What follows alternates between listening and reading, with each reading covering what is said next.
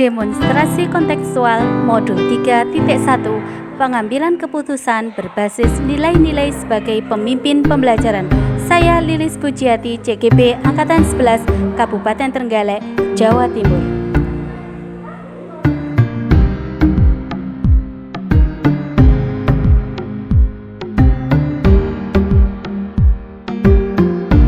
Assalamualaikum warahmatullahi wabarakatuh. Saya Lilis Pujiati, CGP Angkatan 11 dari Kabupaten Trenggalek, Provinsi Jawa Timur.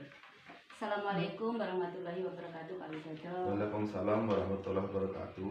Mohon maaf hari ini merepotkan panjenengan. Mungkin ada waktu Pak hari ini? Ya, silakan bisa bantu, Bu. Di sini saya ingin mendapatkan praktek baik dari pengalaman Bapak mengenai bagaimana penyelesaian masalah-masalah yang terjadi di SD Panjenengan, ya Pak. Mungkin nantinya bisa menambah wawasan saya, ilmu saya, sehingga saya bisa mengerjakan sesuatu yang lebih baik dari yang kemarin-kemarin. Selanjutnya kita mulai ya Pak dari pertanyaan yang pertama. Ya, silakan. Selama ini bagaimana Panjenengan dapat mengidentifikasi kasus-kasus yang merupakan dilema etika ataupun rujukan moral, Pak? Iya, terkait kasus dilema etika, tentu sebelum melakukan tindakan, saya harus klarifikasi dulu, mencari data-data terkait kebenaran kasus tersebut.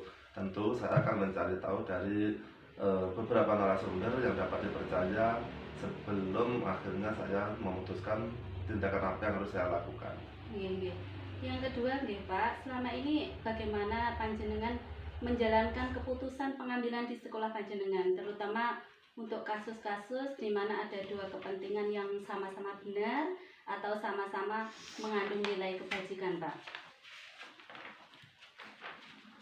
Untuk kasus ini, di mana kasus untuk mengambil keputusan yang mana keduanya sama-sama benar dengan unsur kebajikan, tentu saya harus berhati-hati antara mengedepankan perasaan atau kedinasan saya. Jadi saya tentu akan mengambil langkah yang terbaik yang tidak merugikan salah satu pihak gitu. Iya. Yang ketiga, langkah-langkah atau prosedur seperti apa yang bisa Panjenengan lakukan selama ini, Pak? Ya, itu tadi Bu, seperti yang saya sampaikan di awal bahwa tentu saya akan melakukan klarifikasi terlebih dahulu. Saya akan melakukan penelaahan supaya tindakan yang saya ambil itu tidak salah dan tidak merugikan. Iya.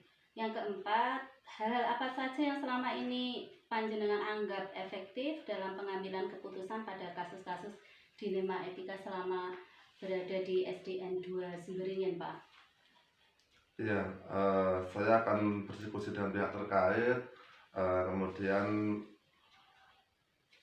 memastikan bahwa permasalahan tersebut bisa diselesaikan dengan baik tanpa merugikan atau melukai perasaan salah satu pihak. Terus Pak, hal-hal apa saja yang selama ini merupakan tantangan dalam pengambilan keputusan pada kasus-kasus dilema etika, Pak? Tantangannya gini, saya kadang merasa kesulitan ketika harus memutuskan, karena semuanya kan ada hubungannya dengan perasaan. Jadi itu kadang disitulah dilema yang paling besar yang membuat saya kesulitan untuk mengambil sebuah keputusan. Ya, apalagi kalau permasalahannya itu benar lawan benar ya Pak. Betul sekali. Iya. Terus apakah Panjenengan memiliki tata cara atau jadwal tertentu dalam menyelesaikan kasus etika dilema menika? Apakah Panjenengan langsung menyelesaikan di tempat atau memiliki jadwal untuk menyelesaikannya? Bentuk atau prosedur seperti apa yang Panjenengan jalankan? Semuanya tergantung dari segi seberapa mendesaknya kasus tersebut harus ditangani. Jadi kalau memang harus dengan secepatnya diambil tindakan, maka saya akan memutuskan dengan secepatnya. Kalau memang masih belum begitu mendesak, maka saya akan memutuskan dengan lebih hati-hati lagi gitu. Iya.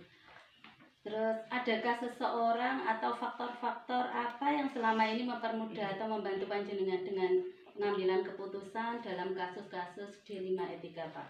Ya, tentu saya akan melibatkan Dewan Guru dan semua ketenagaan yang ada, kita akan musyawarah untuk menentukan jalan terbaik apa yang harus dilakukan untuk menyelesaikan masalah tersebut. Oke, sangat bagus sekali ya Pak peranan panjenengan dalam penyelesaian masalah yang ada di SD Panjenengan. Dari semua hal yang telah disampaikan Pak, pembelajaran apa yang dapat dipetik dari pengalaman panjenengan mengambil keputusan dilema etika? Ya, pembelajaran yang bisa dipetik adalah bahwa setiap permasalahan tentu ada jalan keluarnya, namun kita perlu berhati-hati dalam mengambil kebijakan supaya kebijakan atau keputusan yang kita tentukan itu tidak merugikan salah satu pihak. Iya.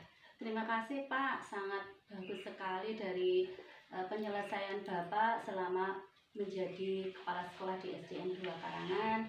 Nyun pangapunten, akhirnya wassalamualaikum warahmatullahi wabarakatuh. Waalaikumsalam warahmatullahi wabarakatuh. Terima kasih Pak. Assalamualaikum warahmatullahi wabarakatuh. Perkenalkan, nama saya Lilis Pujiati, CGP Angkatan 11 dari Kabupaten Trenggalek, Provinsi Jawa Timur. Assalamualaikum Bu Andri. Waalaikumsalam. Bagaimana kabar Masipun? Alhamdulillah saya sehat. Bu Andri, hari ini saya akan mengajukan ada beberapa pertanyaan yang nantinya menjadi praktek baik yang bisa saya ambil dari pengalaman panjenengan yaitu kita mulai ya Bu Andri. Silakan. Ini Bu Andri, selama ini bagaimana panjenengan dapat mengidentifikasi kasus-kasus yang merupakan dilema etika atau rujukan moral? Ya, terima kasih atas pertanyaannya. Begini, dalam mengidentifikasi permasalahan ada dua hal yang terjadi, yaitu rujukan moral dan dilema etika. Di mana yang saya pahami bahwa rujukan moral atau benar versus salah adalah sebuah situasi yang terjadi di mana seseorang dihadapkan pada situasi benar atau salah. Dalam dilema etika atau benar versus benar adalah di mana sebuah situasi yang terjadi di mana seseorang dihadapkan pada situasi keduanya benar, namun bertentangan dalam mengambil sebuah keputusan. Oke. Yang kedua Bu yang akan saya tanyakan selama ini bagaimana panjenengan menjalankan keputusan pengambilan di sekolah panjenengan, terutama untuk kasus-kasus di mana ada kepentingan yang sama-sama benar atau sama-sama mengandung nilai kebajikan. Ya, Bu Lis, sebagai pemimpin, ketika kita dihadapkan dalam situasi mengambil keputusan, tentunya kita harus mengidentifikasi masalah terlebih dahulu. Apakah kasus tersebut berada di rujukan moral atau di dilema etika? Selanjutnya, ada beberapa hal yang perlu kita lakukan untuk mengambil keputusan, yaitu kita harus memperhatikan 4 paradigma: dilema etika, 3 prinsip, dan 9 langkah pengujian keputusan. Mungkin seperti itu. Oke.